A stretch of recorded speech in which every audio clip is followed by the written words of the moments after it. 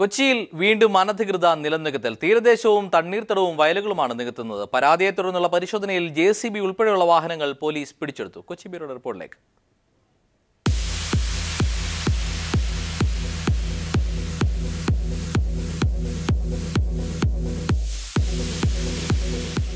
Cheranallur south ചിറ്റൂർക്കരയിൽ കുട്ടിസാഹിബ് റോഡിൽ കോതാട് പാലത്തിന് സമീപം പുഴയുടെ തെക്ക് കരയോട് ചേർന്നുള്ള പുഴയോരവും ഒരേക്കറോളം വരുന്ന തണ്ണീർത്തടവും നിലവും ഉൾപ്പെടുന്ന സ്ഥലമാണ് മണ്ണിട്ട് നികത്തുന്നത്.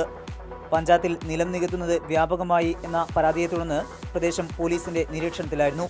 നിലം നികത്തിൽ ശ്രദ്ധയിൽപ്പെട്ടതിനെ തുടർന്ന് ചേരാനല്ലൂർ SIയുടെ നേതൃത്വത്തിൽ നിലം നികത്താൻ ഉപയോഗിച്ച വാഹനങ്ങൾ കസ്റ്റഡിയിലെടുത്തു.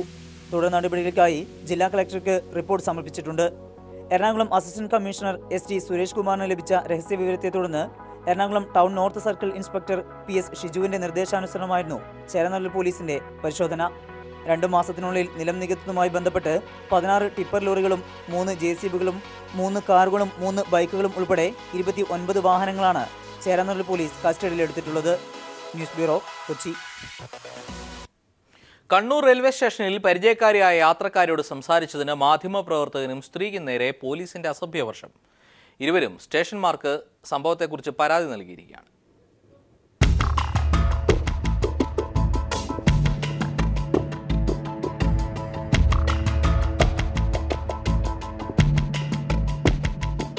ബുധനാഴ്ച രാത്രി എറണാകുളത്ത് നിന്നും ജനശതാബ്ദി എക്സ്പ്രസിൽ കണ്ണൂരിലെത്തിയ മധ്യവയസ്കയായ സ്ത്രീക്കും എറണാകുളത്ത് നടക്കുന്ന സെമിനാറിൽ പങ്കെടുക്കാൻ ട്രെയിനിൽ കയറാനെത്തിയ മാധ്യമപ്രവർത്തകനും നേരെയാണ് സദാചാരം ആരോപിച്ചുള്ള പോലീസിന്റെ പരാക്രമം അരങ്ങേറിയത്. രാത്രി പെരിങ്ങോം വരെ പോകാൻ വാഹനമില്ലാത്തതിനാൽ സുരക്ഷിതത്വം മുൻനിർത്തി റെയിൽവേ സ്റ്റേഷനിൽ ചെലവഴിക്കാൻ തീരുമാനിച്ച സ്ത്രീ പരിചയക്കാരനായ മാധ്യമപ്രവർത്തകനെ കണ്ടപ്പോൾ സംസാരിക്കുകയായിരുന്നു.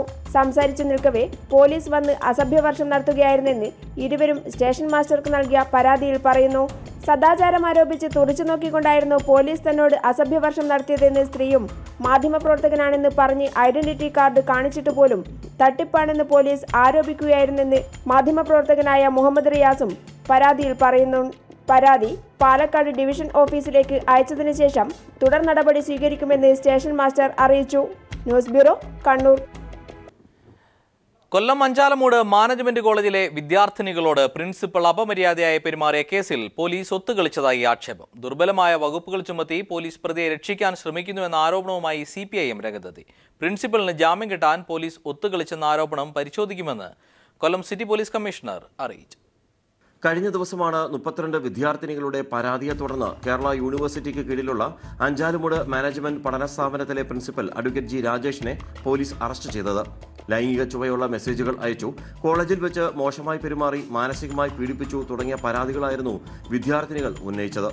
എന്നാൽ അറസ്റ്റ് രേഖപ്പെടുത്തി അടുത്ത ദിവസം തന്നെ പ്രതി ജാമ്യത്തിലിറങ്ങി. അഞ്ചാലുമൂട് പോലീസ് ഒത്തുകളിച്ച് ദുർബല വകുപ്പുകൾ ചുമത്തിയതിനാലാണ് പ്രതിക്ക് ജാമ്യം ലഭിച്ചതെന്നാണ് ആക്ഷേപം ഉയർന്നിരിക്കുന്നത്. കേസ് അട്ടിമറിക്കാൻ പോലീസ് നീക്കം നടത്തിയെന്ന് CPIM കൊല്ലം ജില്ലാ സെക്രട്ടറി KN ബാലഗോപാലും പ്രസ്താവനയിൽ ആരോപിച്ചു.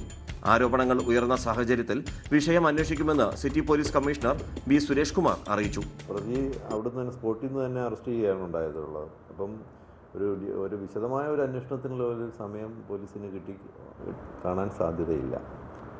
ഏതെങ്കിലും തരത്തിലുള്ള വീഴ്ച ഉണ്ടായിട്ടുണ്ടെന്നുണ്ടെങ്കിൽ, മനഃപൂർവ്വമായിട്ടുള്ള വീഴ്ച പോലീസ് ഉദ്യോഗസ്ഥന്മാരുടെ ഭാഗത്തുനിന്ന് ഉണ്ടായിട്ടുണ്ടെങ്കിൽ അതിന് കർക്കശമായിട്ടുള്ള നടപടിയെടുക്കും. ഇത് കറക്റ്റ് ചെയ്യാനുള്ള ഭാഗങ്ങൾ വല്ലതും ഉണ്ടെന്നുണ്ടെങ്കിൽ അതിന് വേണ്ടിയിട്ടുള്ള കറക്ഷൻ ഇതിലുണ്ടാകും.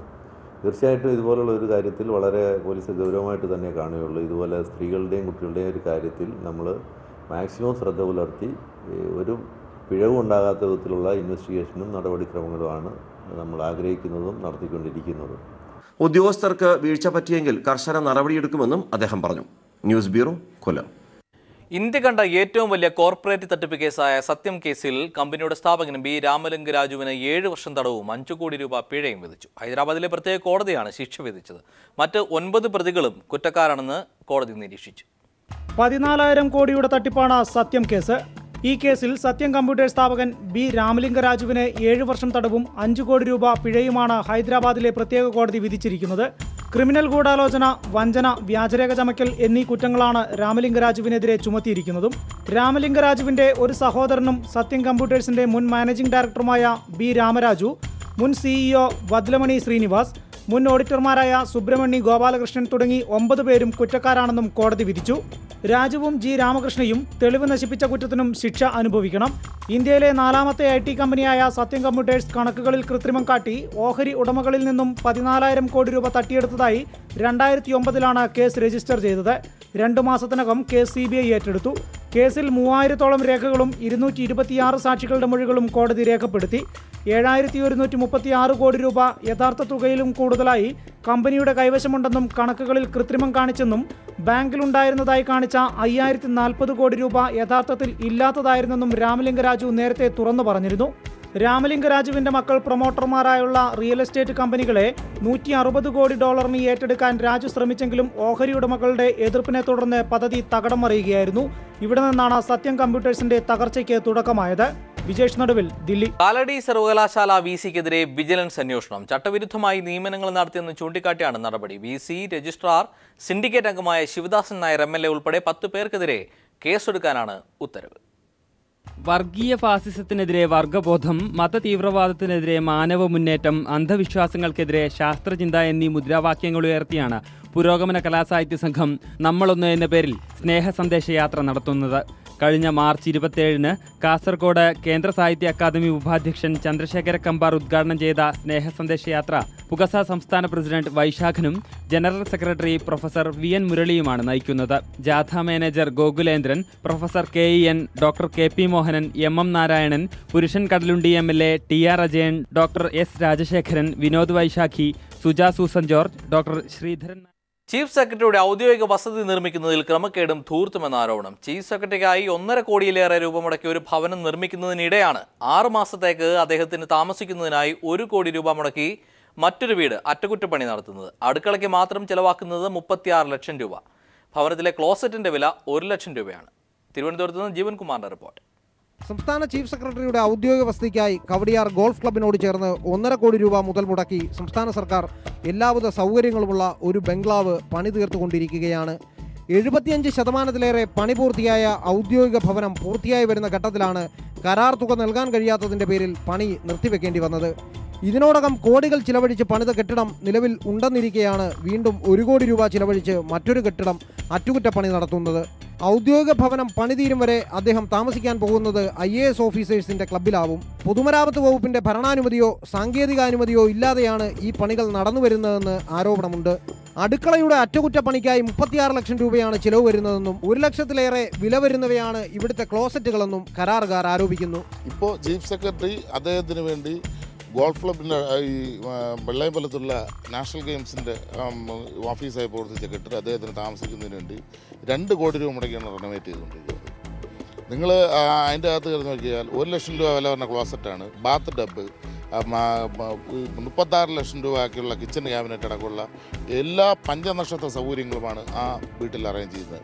അയ്യർ ആൻഡ് മഹേഷ് എന്ന് പറയുന്ന ഒരു സ്വകാര്യ ആർക്കിടെക്റ്റാണ് ആ പണി ചെയ്തുകൊണ്ടിരിക്കുന്നത്. സർക്കാർ പണം ഉപയോഗിച്ച് സർക്കാർ കെട്ടിടത്തിൽ ഒരു പ്രൈവറ്റ് ഏജൻസി പണിയുന്ന സാഹചര്യം കേരളത്തിൽ എങ്ങനെ ഉണ്ടായി എന്നുള്ളതാണ് പരിശോധിക്കാനുള്ളത്. ചീഫ് സെക്രട്ടറിക്ക് 6 മാസത്തേക്ക് താമസിക്കാനായി മാത്രമാണ് 1 കോടിയിലേറെ ചിലവ് വരുന്ന ഈ കെട്ടിടം അറ്റകുറ്റപ്പണി നടത്തുന്നതെന്ന് ഇതിനോടകം ആക്ഷേപം ഉയർന്നു കഴിഞ്ഞു.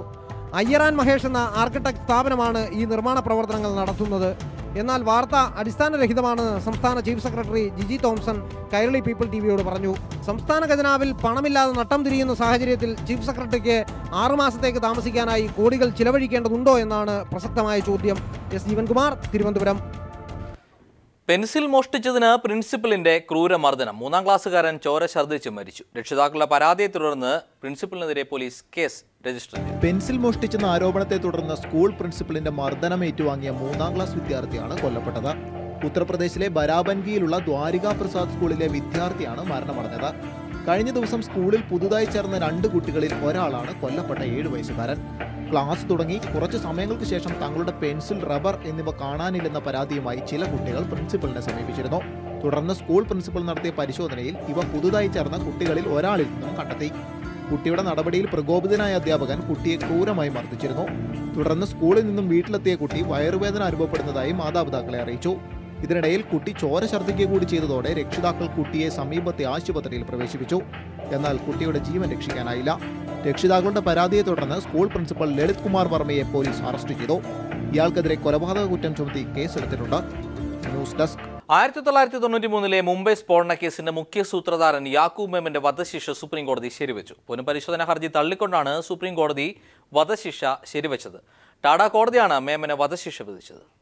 മുംബൈയിൽ 1993 നടന്ന തുടർച്ചയായ സ്ഫോടനത്തിന്റെ സൂത്രധാരൻ യാക്കൂബാണെന്ന് ചൂണ്ടിക്കാട്ടിയാണ് സുപ്രീം കോടതിയുടെ പ്രത്യേക ബെഞ്ച് അദ്ദേഹത്തിന്റെ പുനഃപരിശോധനാ ഹർജി തള്ളിയത്. സ്ഫോടനത്തിന്റെ മുഖ്യ സൂത്രധാരൻ യാക്കൂബാണെന്നും ഇയാൾക്ക് തീവ്രവാദ ബന്ധമുണ്ടെന്നും നേരത്തെ കോടതിയിൽ കേന്ദ്ര സർക്കാർ അറിയിച്ചിരുന്നു. ഇതൊക്കെ പരിഗണിച്ചാണ് യാക്കൂബ് വധശിക്ഷ പുനഃപരിശോധിക്കണമെന്നാവശ്യപ്പെട്ട് നൽകിയ ഹർജി സുപ്രീം കോടതി തള്ളിയതും. നേരത്തെ ടാഡ കോടതിയായിരുന്നു യാക്കൂബിൻ്റെതടക്കം 10 പേർക്ക് വധശിക്ഷ വിധിച്ചിരുന്നത്. യാക്കൂബിന്റെ നിർദ്ദേശമനുസരിച്ചാണ് മറ്റുള്ളവർ ഈ സ്ഫോടനത്തിൽ പങ്കുചേർന്നതെന്ന് സുപ്രീം കോടതി കണ്ടെത്തുകയും അവരുടെ വധശിക്ഷ ജീവപര്യന്തമായി കുറച്ചുകൊടുക്കുകയും ചെയ്തിരുന്നു. 1993 സ്ഫോടനത്തിൽ 250-ൽ പരം പേർ മരിക്കുകയും 700-ലധികം പേർക്ക് പരിക്കേൽക്കുകയും ചെയ്തിരുന്നു. News bureau, Delhi.